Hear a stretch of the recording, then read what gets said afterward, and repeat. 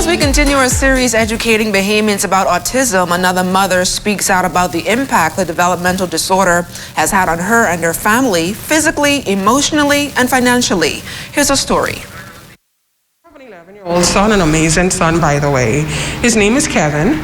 He's been diagnosed with autism, an intellectual disability, and most recently epilepsy. Raising a son with autism has not been easy for Sinead Davis and her family. While sharing her story about her son Kevin's battle with the development disorder, Sinead gave us a breakdown of her son's condition and its different spectrums. Autism itself is a complex disorder that affects speech.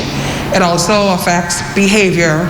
It also affects verbal and nonverbal communication. Some persons on the spectrum also have social challenges.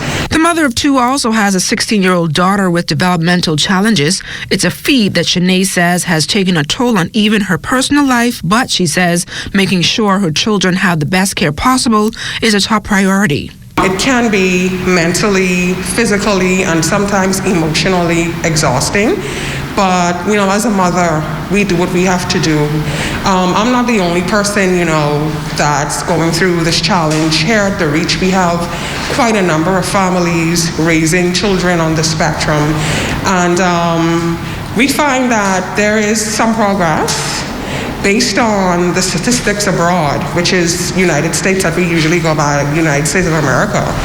The ratio is now 1 in every 54.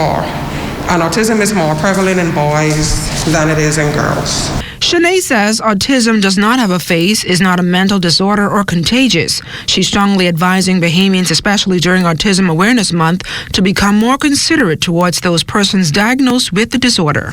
I am the voice for my son. I am the voice for other persons in the community.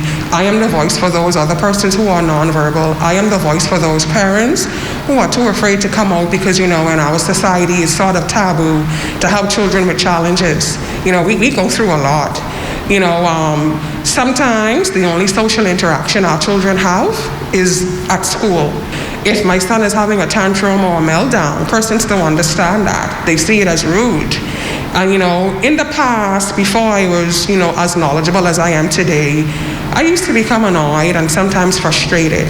But now I use that opportunity to educate persons as it relates to autism and, try to create more awareness. Later this week, we will share more about the learning curriculum of students with special needs and how parents are breaking down the doors to get their child into a program in our public schools.